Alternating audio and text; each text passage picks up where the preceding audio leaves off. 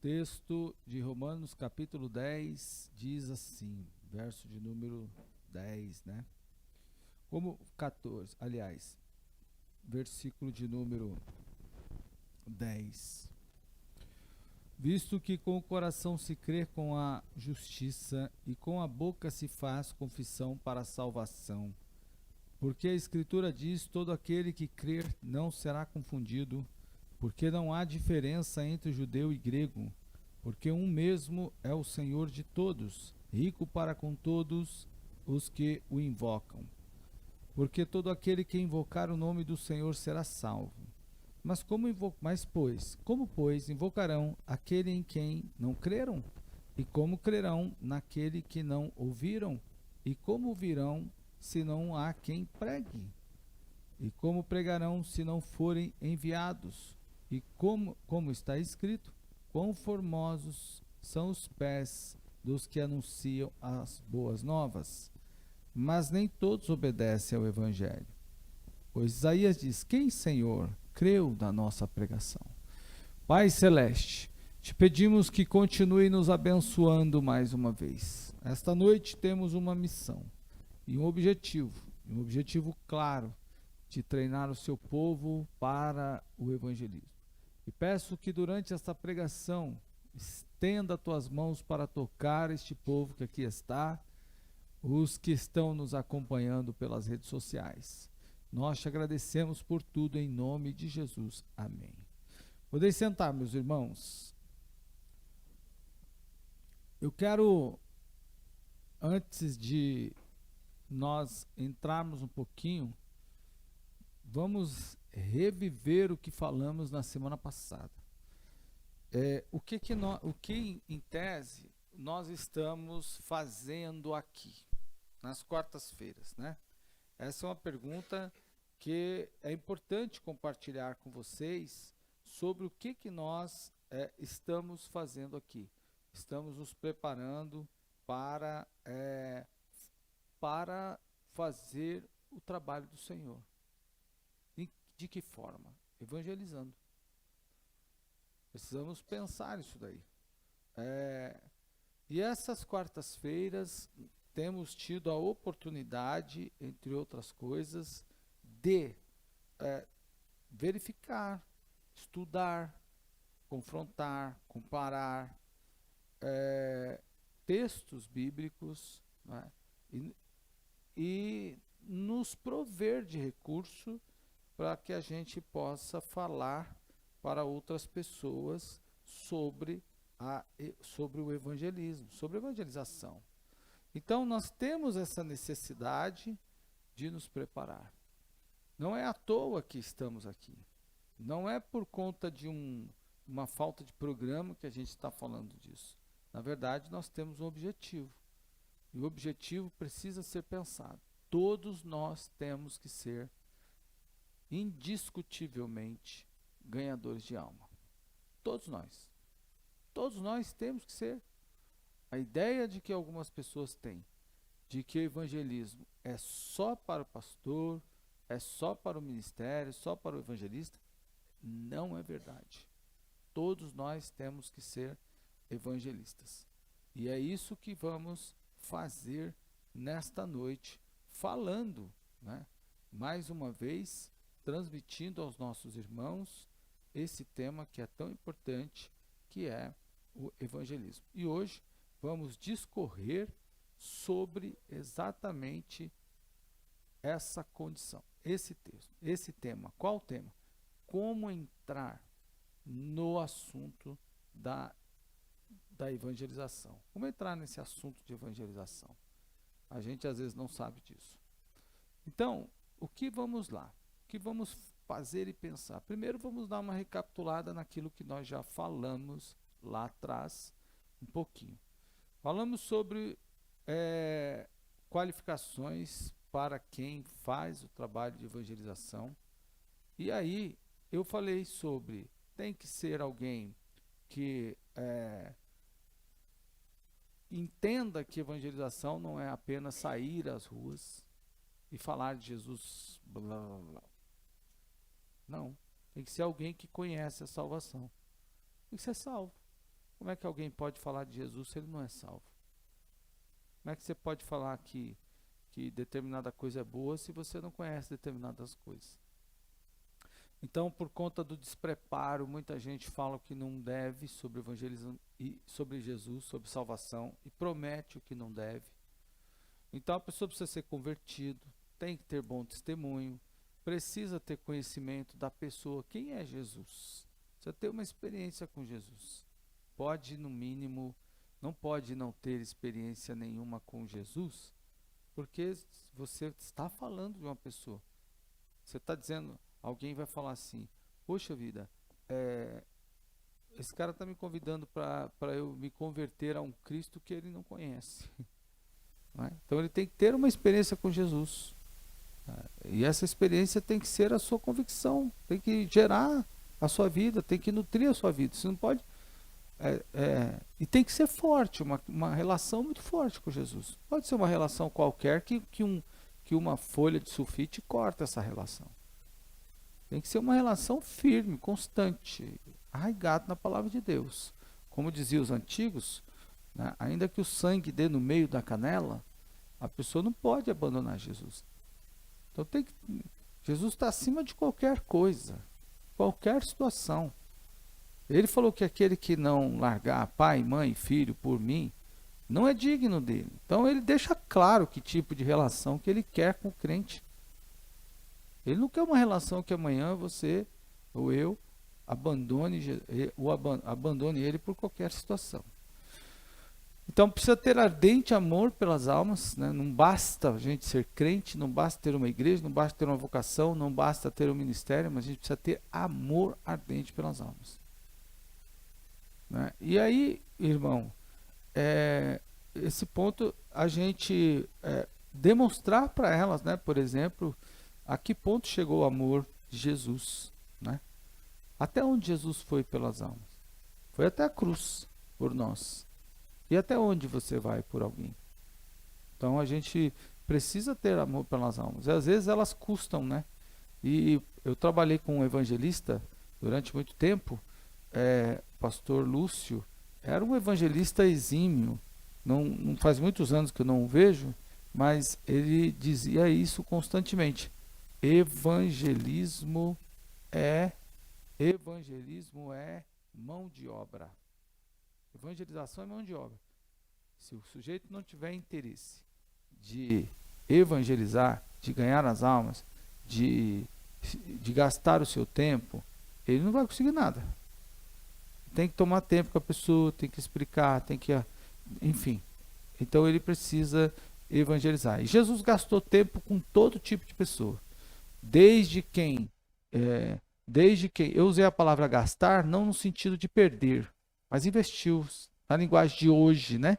A linguagem de hoje, que é sempre usa assim, não usa, você vai gastar tanto. Não, Jesus, então, vamos usar a linguagem de hoje. Jesus investiu muito, ele falou com gente de alta sociedade, ele falou com gente desgarrado, ele falou com gente leproso, ele falou com gente de cego, surdo, ele curou surdo. Jesus falou com endemoniado. Ontem eu fiz uma pergunta a uma pessoa que estava aqui na igreja e perguntei para ele assim, você teria coragem de sair talvez daqui e ir até o outro lado da represa, por exemplo, à noite, enfrentar um vento grande, forte, né? Vamos falar de uma represa Guarapiranga, assim. Um vento forte e todas as adversidades possíveis para ir do outro lado lá resgatar um mendigo que vive dentro de um cemitério, não é? Entende? Então a gente precisa olhar isso daí. Mas enfim, falamos disso tudo, né? Também falamos das qualificações dele, que continuei, né? Do exemplo dos apóstolos. E hoje nós vamos falar sobre como entrar no assunto da salvação. Mas eu preciso deixar claro antes algo primeiro. Por que a gente está falando sobre evangelismo, irmão? Primeiro, você precisa ter em mente. E eu falei isso para a Mancida hoje, já falei isso para a Mancida hoje, é, é, quando a gente conversava logo agora, um pouquinho antes de vir para a igreja. Eu falei para a Mancida, temos um objetivo que precisa ser bem delimitado e bem trabalhado, que não pode ser esquecido pela igreja, que inclusive nós já conversamos aqui. Primeiro é cumprir a ordem do nosso Senhor. E a ordem de Jesus é que a gente literalmente evangeliza. Então a gente precisa cumprir a vontade de Deus, a gente precisa evangelizar.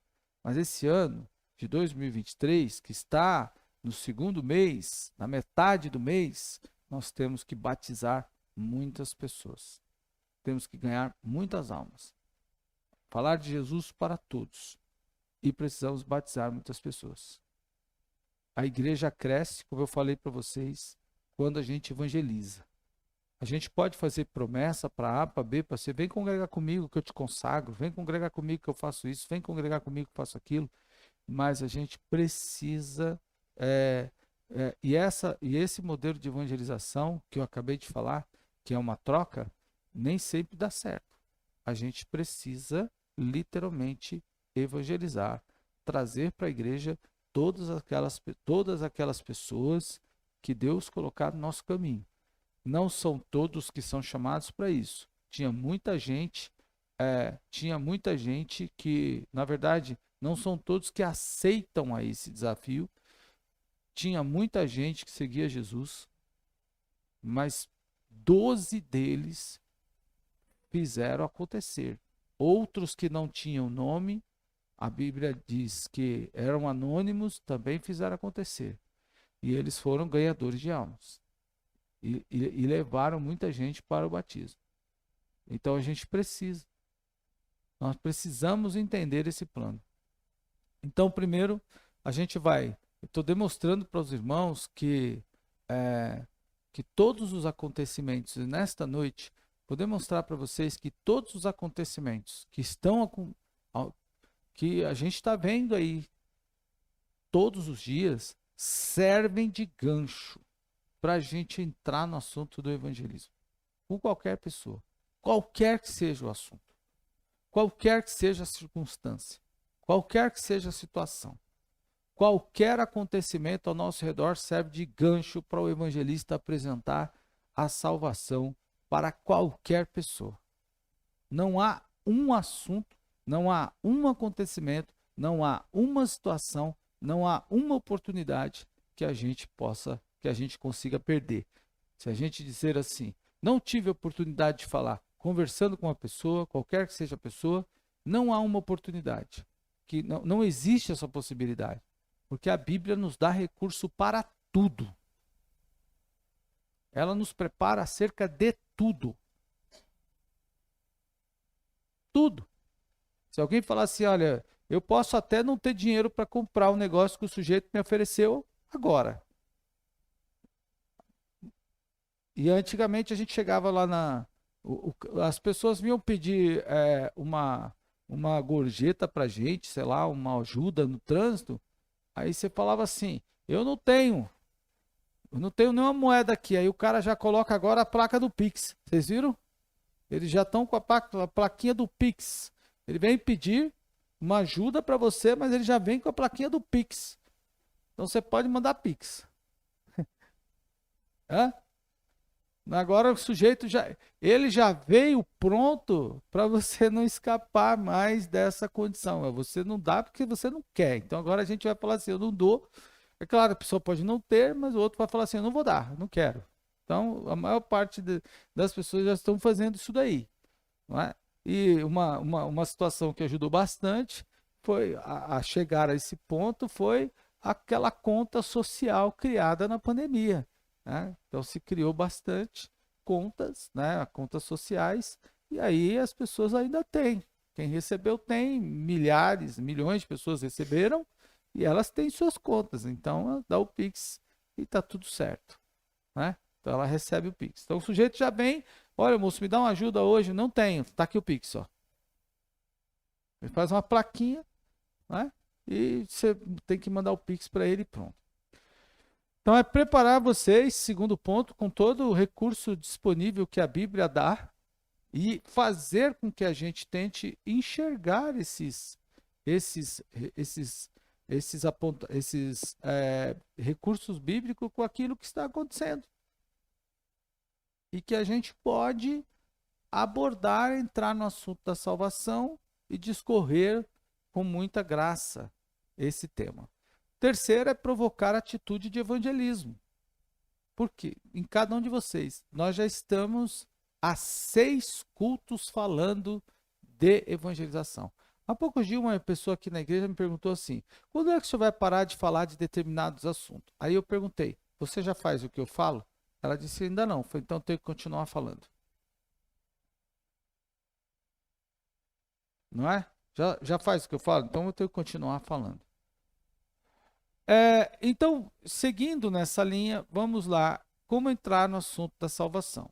Eu já falei para os irmãos que estamos utilizando o trabalho do pastor Antônio Gilberto, que eu recomendo que vocês tenham, um livrinho pequenininho, antigo, 1983. Então, é claro que ao ler esse livro você tem que atualizar, porque ele usa coisas lá que não existem mais, ou não é que não existe, não funcionam mais nos dias de hoje. Então você tem que contextualizar esse livro, tem que dar uma contextualizada. Mas, segundo o pastor Antônio Gilberto, há 4 fatores importantes que determinam, por exemplo, que nos criam, aliás, que dizem a nós de que maneira ou com quais palavras a gente pode, de que maneira a pessoa está, ou com quais palavras a gente pode abordar esse pecador. Então, o pastor fala de 4 formas, 4 fatores que determinam que nós, como evangelista, precisamos estar atentos, porque esses fatores determinam a forma que a pessoa está. Esses fatores dizem como a pessoa está, sinalizam as condições e aí determinam as palavras, o assunto, o gancho que a gente pode utilizar para apresentar a salvação. É o meu microfone que está resolvendo, eu acho que é isso, né, Vitor? Está resolvendo fazer bagunça aqui. Então, são 4. E ele aponta como 4 o seguinte: primeiro, o tempo disponível. O segundo, o local. O terceiro, a circunstância. E o quarto, os tipos de pessoas. Então, primeiro, o tempo disponível. Tempo que você tem. Tempo que a pessoa tem para falar de um assunto. Segundo, o local onde você está. Onde a pessoa está. O terceiro, as circunstâncias. E o quarto, os tipos de pessoas. Então, nós vamos começar pelo tempo. É claro, irmão, que falando do tempo, conforme orienta o pastor, se o evangelista tem oportunidade para ganhar a confiança, tempo agora, nesse primeiro momento, estou falando de uma pessoa que tem tempo disponível. Você embarcou daqui para o Maranhão, no ônibus, vai lá tomar um Guaraná Jesus, lá em Codó, né? E você tem aí 2 ou 3 dias dentro do ônibus. É diferente da pessoa que entrou na estação Primavera e vai descer em Santa Marta. Não dá para você abordar um assunto que exige tempo para explicação sem que a gente disponha disso. Então a gente precisa ter esse negócio tá barulhento, né? Acho que deve. Vou pedir ao irmão Ivan para dar uma desligada nesse negocinho que ele tá bem barulhento aí. Sei que nós estamos no calorzinho aí. Aí melhorou, aí tá bom, aí já melhorou um pouquinho, né? Tinha alguma coisa aí que tava bagunçado. Então, o que acontece? Não dá para a gente entrar num assunto, por exemplo, você vai explicar a trindade para uma pessoa, você vai vai entrar num assunto que exige debate, né? Aí não tem como. Então é importante a gente ter essa percepção. Como é que eu vou falar com essa pessoa nesse espaço de tempo? Então, dependendo de como for, a gente tem que ser meio tomar retomar as aulas do Enéas, né? Não sei se você se lembra do Enéas Carneiro, era um homem literalmente cronometrado que falava exatamente dentro daquele tempo ele calculava o número de palavras que ele tinha, que ele podia para falar. Mas, então, nesse caso, há assuntos de diferentes áreas de interesse, por exemplo, daquela pessoa, não é? Que são assuntos de interesse público, que pode ser desenvolvido por qualquer pessoa. Daqui, daqui na estação de Santo Amaro, por exemplo, é possível a gente desenvolver um assunto com alguém. Não é? Ou quando eu digo daqui, estou falando de lá da estação Primavera. Né? Então, é possível, mas aí a gente precisa, para isso, pelo menos perceber quais são as áreas de interesse da pessoa com quem a gente vai falar. Como é que eu vou falar de Jesus para uma pessoa numa oportunidade que eu tenho, se eu não tenho a percepção daquilo que ela vai, daquilo que é interessante para ela? E as pessoas geralmente demonstram quais são os interesses que ela tem. Às vezes ela está com um livro na mão, às vezes ela está lendo alguma coisa, a música que ela está ouvindo, a forma que ela está vestindo, tudo isso demonstra o interesse da pessoa e a gente tem que perceber. Então, evangelizador, ser um evangelizador, não há a menor possibilidade da gente ser um evangelizador sem que a gente tenha percepção. Então, retomamos o que nós já falamos, como eu disse, Jesus apresentou a salvação para todas as pessoas com quem ele conversou em todas as situações. Vamos lembrar que com a mulher samaritana, ele falou sobre água. O assunto de interesse dela era água, naquele momento. Mas aí, seguindo, eu vou até o pastor, recorrer ao trabalho do pastor Valdir Bíssigo, que orienta que o cristão precisa ter tato, que é o que eu acabei de dizer. Ele precisa ter o tato e precisa pedir a Deus o time. São duas coisas. O que é tato e o que é time? O tato é a sensibilidade para você perceber por onde você vai entrar no assunto. E o time é o tempo. Que eu estava falando das duas coisas agora há pouco. Então, o tato e o time. Você precisa ver, precisa ter o tempo. Às vezes não é tempo. Por exemplo, a pessoa está lá sepultando alguém, né, ou acabou de ter uma notícia drástica de um sepultamento, ou de um falecimento, ou de uma catástrofe, qualquer coisa semelhante. Aí você vai abordar o assunto da Trindade. Não dá. Falando nisso, o jovem que a gente estava orando, né? Se eu não me engano, a irmã Cida tem uma notícia aí para a gente daqui a pouco. Então, ele usa como referência que o evangelista deve perceber a necessidade da pessoa para poder evangelizar.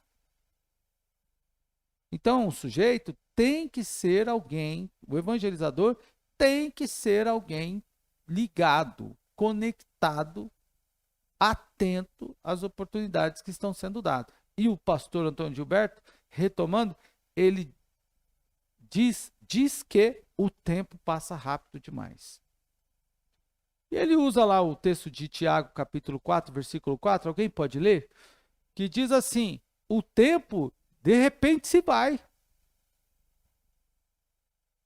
Pode abrir aí o seu texto em Tiago, capítulo 4, versículo 4, para você ver o que diz o texto. O tempo se esvai. Com muita velocidade, o tempo vai embora. Desaparece.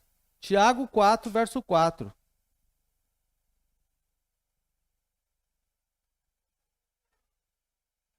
Eu acho que eu anotei errado.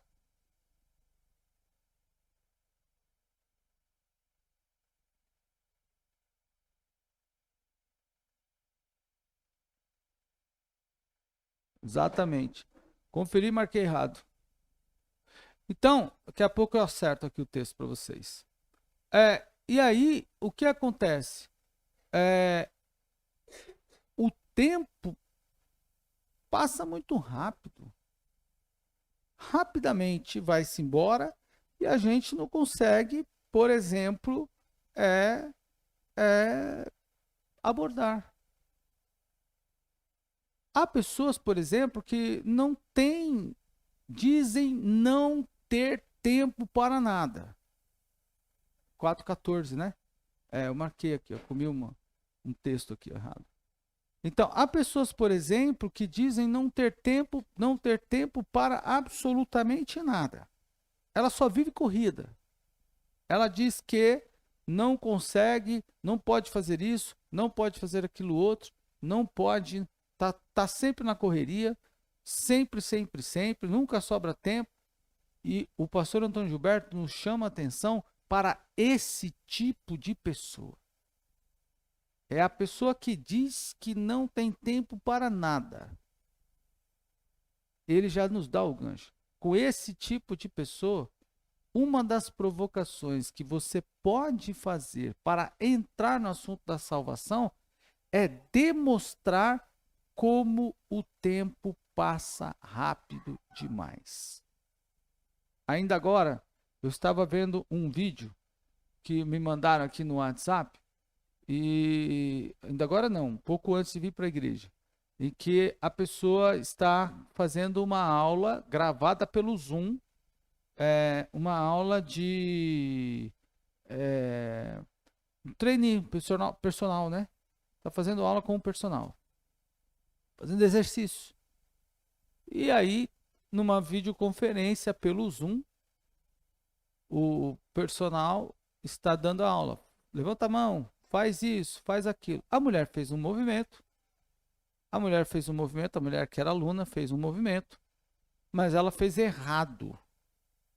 E o professor foi demonstrar como fazer. Ele teve um AVC na mesma hora. Ao vivo. Você viu? Levantou o braço e ficou. A vida passa rápido. Então, o pastor, por exemplo, alega que o evangelista precisa ter essa percepção dos diferentes lugares, locais distintos, do time. Por exemplo, esse é um time, esse tipo de pessoa. Segundo ponto, é claro que para isso, vejam, esse assunto que eu acabei de trazer para vocês é uma oportunidade, é algo que chama qualquer pessoa para uma reflexão. Eu digo que nunca tenho tempo, uma hora ou outra eu vou ter que ter. Uma hora ou outra eu preciso parar para esse assunto. Então, além disso, ele diz o seguinte: o local também é importante nesse contexto. Onde a pessoa está? Há vários locais, por exemplo, que ele chama atenção para a gente abordar alguém. Um desses locais, ou alguns, ele cita no seu texto, são os ambientes festivos. É comum as pessoas irem a festividades e, ao saírem de lá, festas, seja elas quais for, dependendo, né? Saírem de lá arrebentadas. Finais de festas, finais de balada, por exemplo, é a coisa mais completa ainda, mais complexa. Quando as pessoas estão se arruinando. Então ele orienta, por exemplo, a abordar essas pessoas que só pensam nesse ambiente festivo sobre a brevidade da vida. A vida é muito breve, muito rápida, passa muito rápido. Além de o tempo ser rápido, a vida é breve. São duas coisas. O tempo passa rápido e o outro é que a vida é muito breve. O Facebook faz um trabalho conosco de nos mostrar, de nos mostrar como que o tempo passa rápido para cada um de nós e como a vida é breve.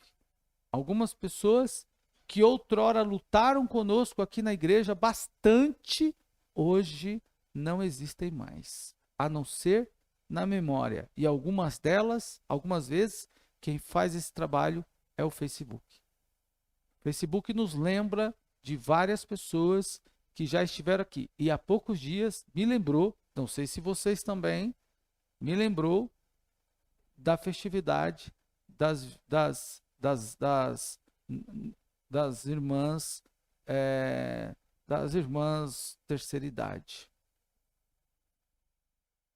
E aí apareceram imagens daquela festividade que foi feita e eu pude ver, né, várias irmãs, algumas delas que já partiram para o Senhor. Aí você fala assim, meu Deus, partiu tão breve, tão rápido. Na vida é breve. A vida é breve. Não é? E muito mais breve para aqueles que com 20, com 16, postei um vídeo aí, um áudio no grupo da igreja essa semana, falando de uma adolescente que pela terceira vez tentou o suicídio, com 15 anos de idade. Uma adolescente com 15 anos de idade, pela terceira vez, tentou suicídio. Então, e crente, pior ainda, né? Então, os hospitais, por exemplo, são da mesma forma, e ambientes semelhantes a esse. Nesse momento, o evangelista pode usar o recurso do médico divino. É difícil você ir a um hospital e alguém não fazer críticas ao local, ao médico, aos enfermeiros, ao processo que lá está sendo utilizado. E eu tenho quase que certeza que todos nós aqui devemos visitar hospitais, ambulatório, UPA, UBS, em algum momento da nossa vida nesse ano, por exemplo, e às vezes até mais de uma vez. Então a gente pode utilizar e caminhar, irmãos, para o assunto da salvação com qualquer pessoa que lá está, a partir da apresentação do médico divino. Ele não foi o médico que curou todas as enfermidades das pessoas que lá estiveram? Ok. Isso não quer dizer que a gente vai fazer como algumas pessoas entendem, que ser cristão é abominar a medicina. Não. Mas há uma doença que médico nenhum é capaz de curar. Há uma chaga que remédio nenhum é capaz de tirar do ser humano. Qual é, pastor? A doença do pecado. As doenças causadas pelo pecado. Então, nós podemos, entre outras, apresentar a essas pessoas que Jesus é o único capaz de curar, de repreender, de tirar o pecado da vida do homem e de curar toda doença causada pelo pecado. Quais doenças? Quais doenças, pastor? Por exemplo, o sujeito que bebe. Veja, irmão, sujeito que de repente está trabalhando, tem um desespero na vida, começa a beber, entra num colapso de bebida, aí, num ciclo de bebida, esse cara causa um estrago na vida da família. Nós estamos vivenciando um caso muito próximo de nós, não preciso dizer quem nem aonde, mas é um caso muito próximo de nós, por exemplo, que o sujeito era um trabalhador, como todos nós aqui, como o senhor, como o irmão. Um profissional do mercado. E agora o cara tá. Agora ele, porque o filho entrou nas drogas, começou a usar maconha, e aí se tornou. E as drogas evoluem. A droga evolui. É igual piscina. O cara põe o pé, daqui a pouco ele fica em pé na piscina, daqui a pouco ele mergulha, daqui a pouco está nadando. Isso causou um desastre na vida desse pai. Agora, ele bebe tanto, começou com algumas aparições. Com algumas aparições, bebendo aos finais de semana. Aí foi evoluindo. Nesse momento, ele passa quase que todos os dias, de manhã, à tarde e à noite, absurdamente bêbado a ponto de não conseguir abrir o portão de casa. Em alguns casos, dorme na rua já. Não é trágico? Que trauma que esse sujeito, que o pecado está causando na família dele. A bebida está dilacerando a família desse homem. E o cara era um trabalhador. Ontem eu vi no estado, por volta de 1h30 da tarde, no estado deplorável de bebedeira. Terça-feira, 1h30 da tarde. Se você for agora, se eu encontrar, estará bêbado.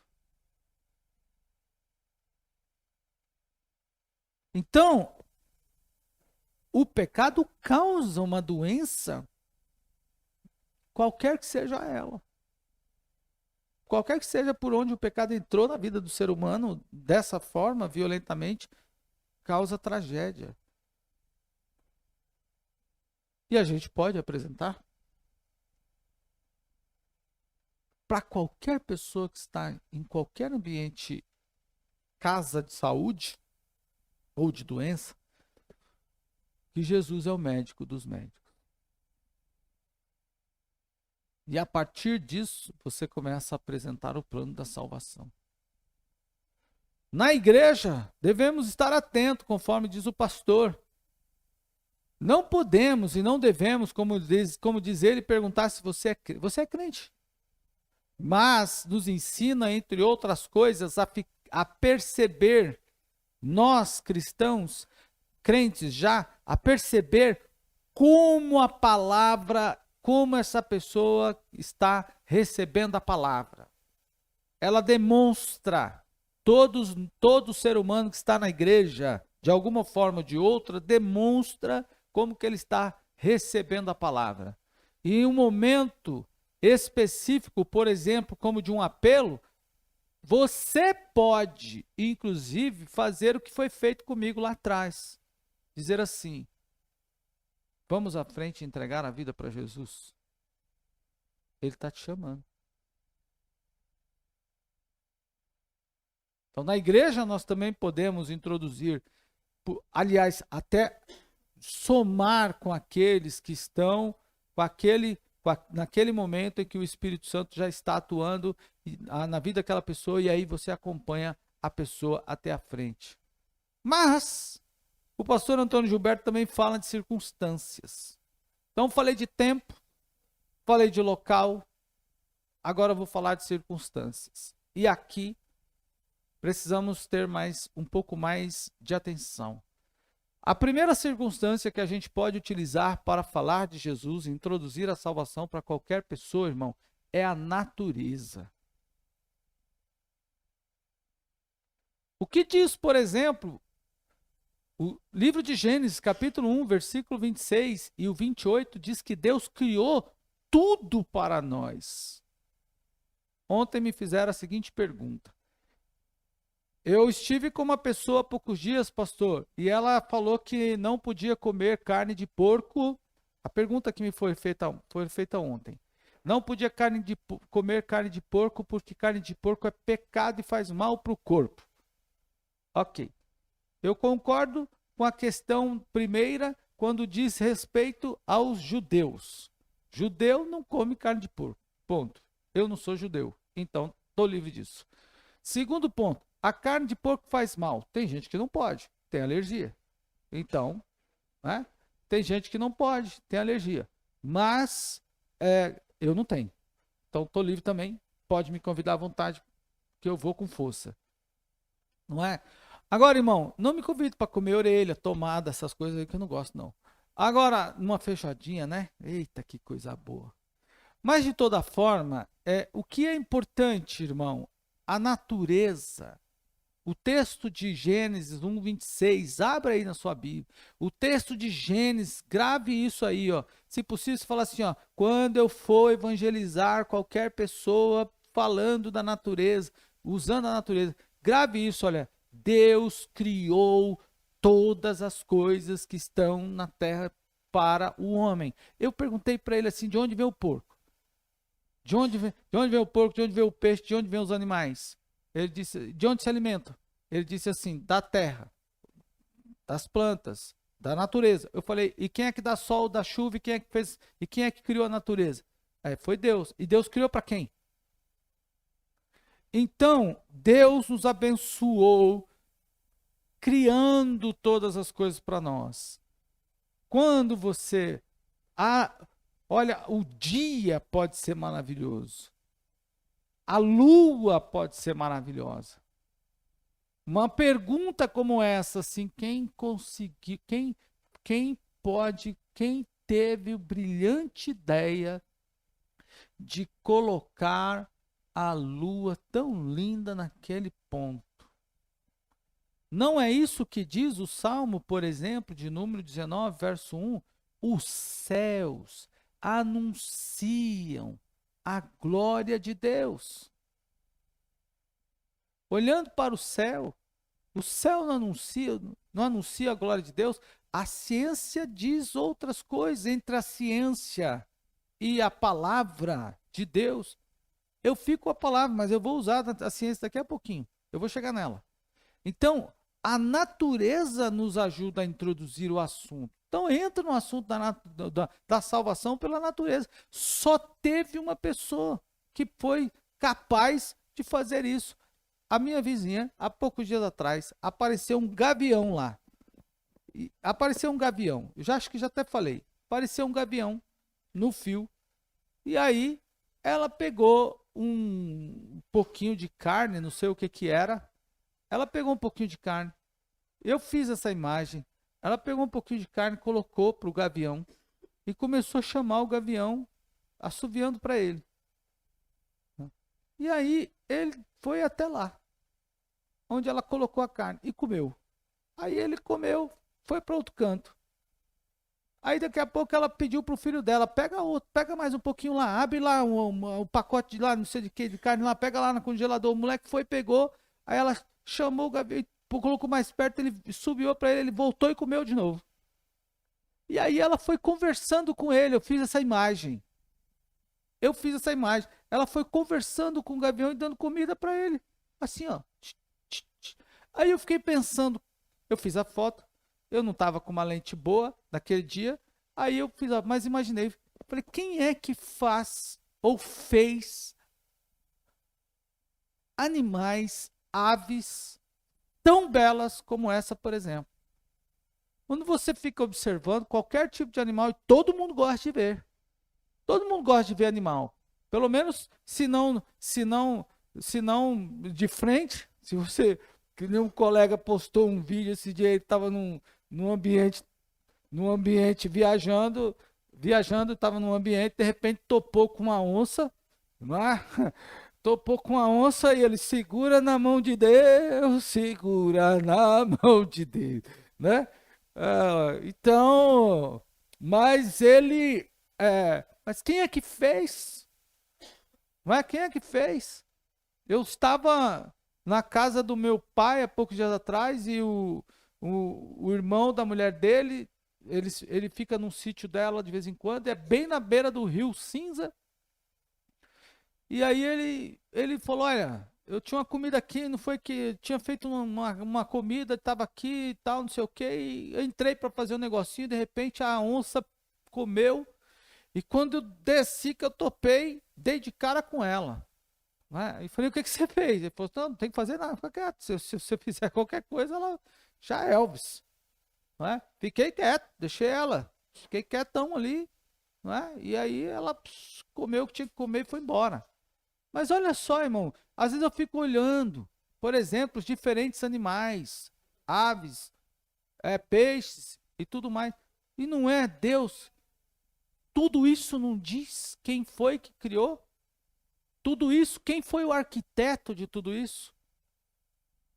Qual é a biologia, qual é a engenharia, qual é o engenheiro que consegue criar animais tão belos, tão bonitos assim? Quando nós fomos lá no encontro de casais em Itamambuca, que vocês se lembram, aqueles pavão, né? Vários pavões que estavam lá e de repente se abriam todos naquela beleza toda. Quem cria? Cada um com a sua cor, sua forma, seu jeito e toda essa beleza. É o que o Salmo diz. Os céus anunciam a glória, o firmamento anuncia a glória de Deus. Então a gente pode entrar por esse gancho também, não é? Mas ele também fala de outra coisa, da ciência. A ciência, por exemplo, e aí eu chamo vocês a atenção. O pastor Antônio Gilberto fala claramente que é a ciência, e ele usa esse gancho. A ciência tenta, a todo instante, provar que Jesus está, que a religião está enganada, que o cristianismo é uma religião enganosa. E o que eles tentam o tempo todo? A ciência tenta entregar um corpo. Ela tenta entregar um corpo para a religião. Nesse caso, para o cristianismo. Vocês assistirem aí todos os inúmeros filmes que tentam provar que Jesus não ressuscitou, mas está morto, vocês vão verem. Se um dia a ciência entregar um corpo para Jesus, o resto dos mortais, então acabou do pensamento deles, acabou o cristianismo. Porque Paulo escreveu, 1 Coríntios capítulo 15, que o fundamento da nossa fé é o Cristo ressuscitado. As outras religiões, os seus profetas estão sepultados. Maomé está sepultado, Buda está sepultado, Confúcio está sepultado, todos eles estão sepultados. Mas o Cristo dos cristãos não está na sepultura. Então a ciência tenta a todo instante entregar um corpo, porque o dia que ela entregar um corpo, ela pressupõe que vai finalizar ou por fim na expectativa do cristão e a religião, o cristianismo nesse sentido acabou. Mas o pastor Antônio Gilberto diz que nós devemos perceber, entre outras coisas, como a ciência trabalha no intuito de provar que a Bíblia é verdade. Então, qualquer episódio, qualquer descoberta, avanço científico, nesse sentido, serve para que o cristão entre ou puxe, gancho para o cristão falar da salvação para qualquer pessoa. Por exemplo, o profeta Daniel, né? Então aí eu coloco uma pergunta, como aproveitar então o desenvolvimento, o assunto, o tema da ciência para entrar no assunto da salvação? O profeta Daniel profetizou que a ciência seria multiplicada nos últimos anos. Então, se nós ligarmos o texto de Daniel, por exemplo, com o de Lucas, capítulo de número 21, versículo de número 11, em que ele fala, e também Mateus, capítulo 24, em que ele fala, por exemplo, dos terremotos, dos eventos sísmicos, né, que nós estamos vivendo. Nesse momento, inclusive, estamos falando o mundo está passando por isso, não é? Um abalo que teve lá, o terremoto que teve lá na Turquia e na Síria. A gente pode perceber o quanto Daniel estava certo. Porque Daniel disse que a ciência iria se multiplicar. E hoje está mais do que claro, se multiplicou, entre outras coisas. A ciência hoje já há possibilidades e tantos avanços, inclusive, que comprovam a veracidade da profecia de Daniel. Entre outras coisas, podemos abordar, por exemplo, esses assuntos. Quais, pastor? Nunca, como se hoje tem multiplicado, por exemplo, a ciência. São operações absolutamente robotizadas que as pessoas fazem distante, hoje o sujeito já te opera ele estando em outro lugar. Você, né? Opera por vídeo, você nem está lá, ele está distante. E ele opera você, né? Opera o paciente, você não, o paciente. Graças a Deus que aqui muitos irmãos passaram por cirurgias. O que antes levava muito tempo, agora é feito com muito mais rapidez, não é? Por quê? Por causa do avanço tecnológico. E a tecnologia surge por causa de quê? Pesquisa, é ciência. Não é do nada, é ciência. Então, além disso, a gente pode destacar, por exemplo, que a ciência trabalha em favor da confirmação da palavra de Deus. De que forma? A arqueologia.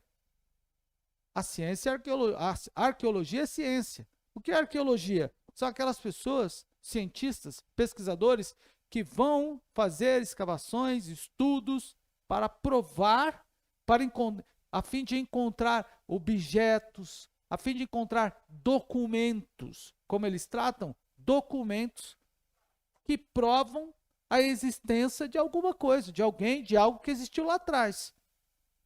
Então, são muitas descobertas. Por exemplo, como essas que eu quero citar, que foram apontadas pela Universidade Batista do Paraná, pela Faculdade Batista do Paraná, que publicou um texto agora em 2019, dizendo exatamente o seguinte: de algumas informações, de alguns textos, alguns achados desses trabalhos, documentos que provam a veracidade das escrituras sagradas. A primeira que ele cita e essa é bastante conhecida de todos os estudantes de teologia, por exemplo, são os escritos do Mar Morto, em 1947. Mais de 800 livros, documentos de fragmentos foram encontrados, inclusive um manuscrito praticamente completo. Aí, um pergaminho. Eram 190 pergaminhos que foram encontrados. A maioria desses documentos eram pequenos, mas um deles, um livro de Isaías, um pergaminho de Isaías, foi achado completo, comparado com os demais, com os outros existentes, e se comprovou, por exemplo, a veracidade dos textos. Isso foi, ou seja, e esses livros encontrados no Mar Morto em 1947 pertenciam, conforme as escavações e os livros apontados, a uma sociedade, a uma civilização, pessoas que viveram no século 3, século 4, aproximadamente antes de Cristo. Então, a descoberta contribuiu para a melhor compreensão do texto bíblico. E isso nós estamos falando de 1947. Fora outros. Por exemplo, como em 1968, preste atenção, o que foi encontrado? Em 1968, foi encontrado um anel de cerca de 2.000 anos, que ficou esquecido por um tempo. Esse anel ficou esquecido por um tempo, até que em 2018, a Universidade Hebraica decidiu, pesquisadores de lá, decidiram analisar o anel e encontraram nele, por causa do avanço da tecnologia, uma inscrição, um nome. E o nome que estava grafado neste anel dizia Pilatos. Então, possivelmente, fala-se de um anel que pode ter sido de Pôncio Pilatos. Então, essa descoberta diz a respeito da Bíblia.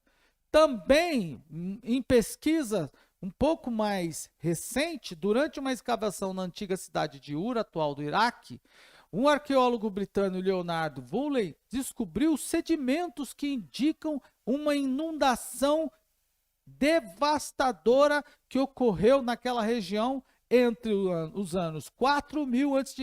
e 3.500. Está se falando do dilúvio. Pode não ter acontecido mundialmente, mas naquela região, conforme o pesquisador aponta, foi literalmente encontrada, naquela região foi encontrado o dilúvio. Então, observe, irmão, como que a tecnologia, como que a ciência também testifica sobre a veracidade da Bíblia, e a gente pode entrar por esse caminho, não é?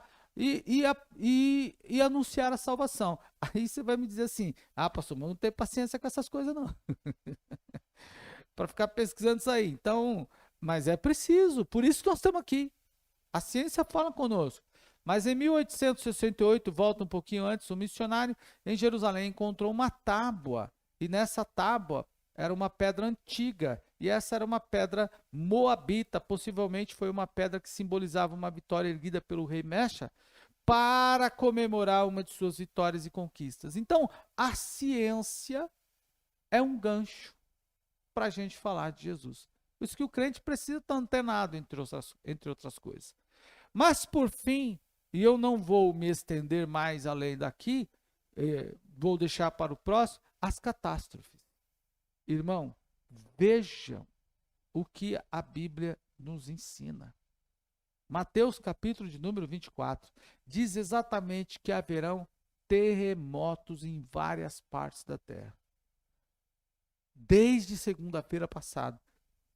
É notícia nos jornais o tempo todo sobre esse terremoto que abalou a Síria, uma parte da Síria e uma parte da Turquia, né, cidades da Turquia. Então, irmão, imagine, ainda há pouco chegou aqui alguém, não sei onde foi que eu vi, um vídeo de um hospital, do berçário. Chegou um vídeo aqui, câmera de segurança do hospital do berçário. O desespero das enfermeiras quando aquelas coisas todas começaram a tremer violentamente. E aquele hospital berçário, TI, aquelas crianças que estavam internadas naquele lugar. Irmão, o desespero de algumas enfermeiras não sabia, era a decisão de quem pegar.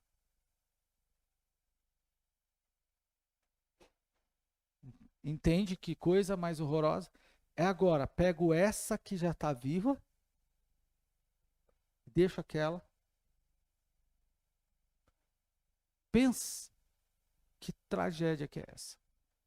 Então, qualquer pessoa dirá o seguinte, mas esse tipo de situação, por exemplo, como que a gente lida com isso? Olha só.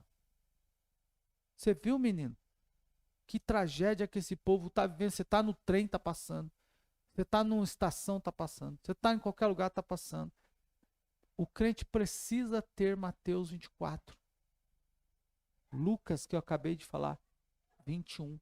Tem que estar na memória. Isto está nas Escrituras. A Bíblia fala disso.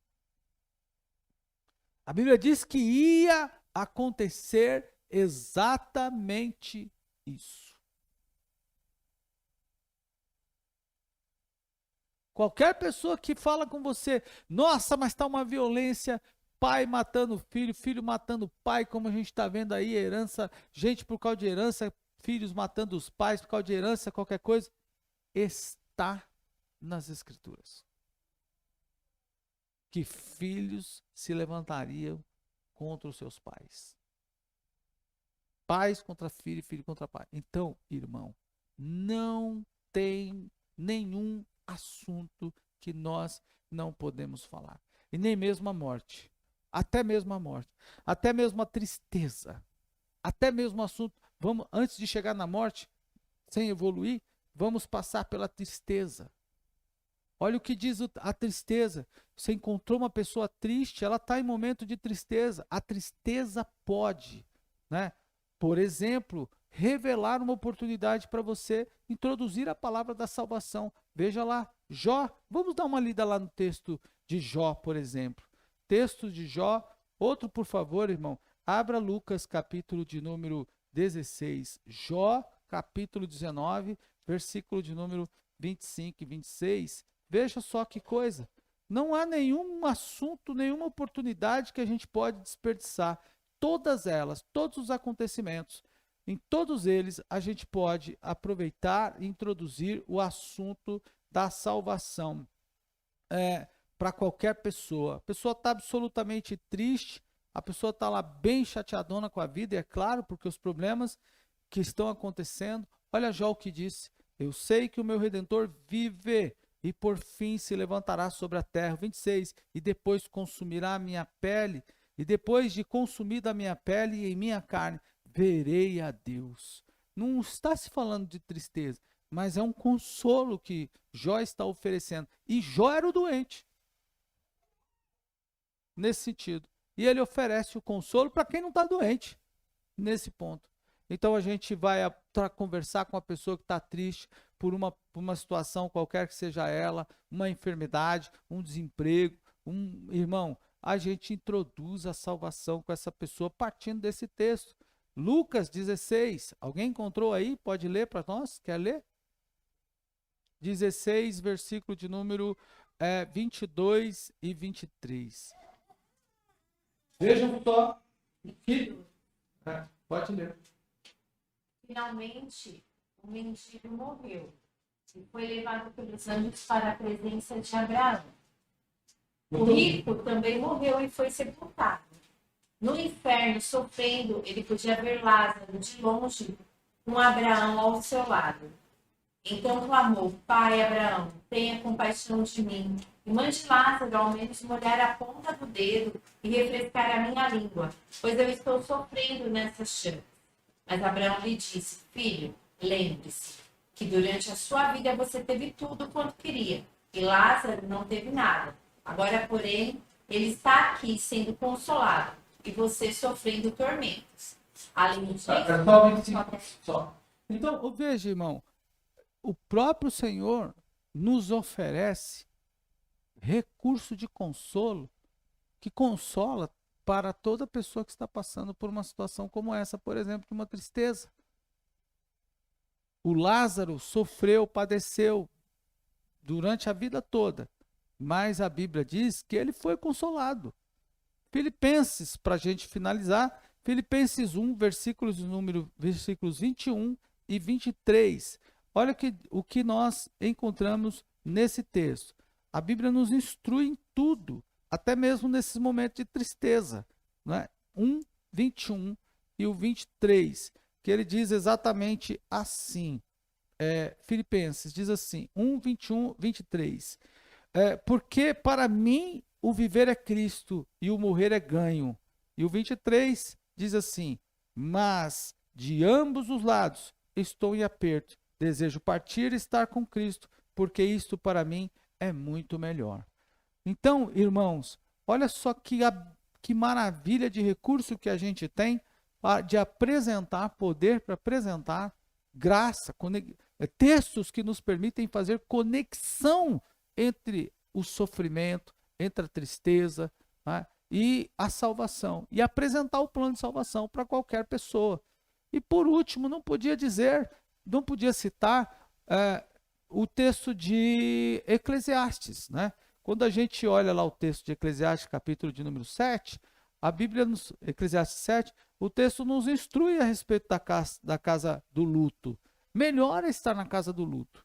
E a gente pensa como e onde todas as pessoas vão estar. Mas, ao mesmo tempo, nós já fazemos a conexão com 1 Tessalonicenses, capítulo 4, versículo 13 ao 17. O que diz lá? Para aqueles que estão em luto, irmãos, não fiquem como os que não têm esperança, não sejam ignorantes, não vivam como aqueles que não têm conhecimento, porque não têm conhecimento da situação, porque nós temos conhecimento. E nós temos a certeza de que um dia vai chegar. E o Senhor mesmo, diz a Bíblia, dada a palavra de ordem, ressoada a trombeta de Deus e ouvida a voz do arcanjo, ele descerá do céu. E os mortos em Cristo ressuscitarão primeiro. Aí a importância de todo aquele que está vivo conhecer Jesus, porque nós não sabemos quando será a hora. E os mortos, aqueles que já foram, vão ressuscitar. O crente precisa ter esses textos na memória, para articular isso com aquelas pessoas a quem você está evangelizando. Então, o que é que o pastor Antônio Gilberto nos oferece? Ele nos oferece vários recursos que permitem a gente introduzir o evangelho, a salvação, para a todas as pessoas com quem a gente vai conversar. Não é? E de vez em quando alguém fala assim, eu não sei o que eu vou falar para tal pessoa. Hoje sabe. Então hoje você sabe, e é importante você ter essa certeza. Não titubeie, irmão. E eu fecho por aqui, dizendo que Deus abra o nosso coração, que a gente aprenda, que a gente estude. Chegue em casa, hoje, se for possível, pega essa mensagem novamente, estude, vai marcando os textos. Eu vou te mandar outros. Tem um livro que você precisa ter. Tenha esse livro. Eu vou repetir, tenha esse livro. É um livro antigo, agora reeditado pela CPAD, que é o Manual de Evangelismo do pastor Valdir Bíssigo. Tenha esse livro. É um livro muito instrutivo para falar com pessoa que está nessa condição, para falar com pessoa que está nesse jeito, para falar com qual versículo eu utilizo para usar, para falar com a pessoa que está dessa forma. Ele é uma sequência, são quase 100. Eu ia trazê-lo para mostrar, trazer aqui para mostrar para vocês, para você ler. É um manual. Manual precisa ser lido, precisa ser acompanhado, precisa ser visto. Então, se vai falar com a pessoa que está de um jeito, use esse versículo. Se vai falar com a pessoa que está de outro, use esse versículo. Se você vai falar com a pessoa que está nessa condição, se vai falar com o arrogante, use esse versículo. Se vai falar com a pessoa que está humilde, use esse versículo. Vai falar com a mulher, use esse versículo. Vai falar com a outra, use esse versículo. Abre o nosso entendimento. Esse livro, nós pregadores precisamos ter conosco, carregar, igual fazem os testemunhas de Jeová, né? As testemunhas de Jeová, eles têm aquele, eu esqueci o nome dele lá, não, eles têm um livrinho que eu esqueci o nome, o cinza, é um cinzinha que eu estava com um deles esse dia e o ancião foi lá conversar comigo e eu abri o livrinho dele, do irmão que me emprestou, ele falou, quando você conseguiu esse livro aí? Como é que você arrumou esse livro aí? Não é para o senhor ter, não, o senhor não pode ter esse livro aí. Então, não era meu, é do irmão, né? E aí, naquele livro das Testemunhas de Jeová, eles usam, melhor dizendo, lá está, melhor, se você encontrar o evangélico assembleano, se você encontrar, entre por esse caminho, faça essa pergunta, ele vai te responder possivelmente isso. É assim. Possivelmente ele te responderá isso. Se ele te responder isso, você entra com esse argumento, vá na Bíblia dele, pegue a sua, mostre. É o mapa de como pegar. Aí ele pega, e eles estudam isso. E eles estudam isso literalmente. Então ele fala assim, como o cara quando ele vai, que ele tem o canezinho, ele tem a cadernetinha no bolso, né? Tá lá, aqui mora, ele já foi à sua casa uma vez, já mapeou, já conversou com você, já anotou seu nome. Ele já anotou seu nome já está na fichinha dele lá. Seu nome já está na fichinha dele. Então ele já sabe que você é crente, sabe de qual igreja, sabe. Entende? Quando ele voltar, ele já volta na sua casa mais preparado para te pegar outra vez. Entende? E aí tem crente que não consegue conversar com ele. Os cristãos precisam ter a sua Bíblia também. Carregar a Bíblia. Mas esse livrinho do pastor, esse livraço do pastor Valdir Bíssigo nos ajuda bastante.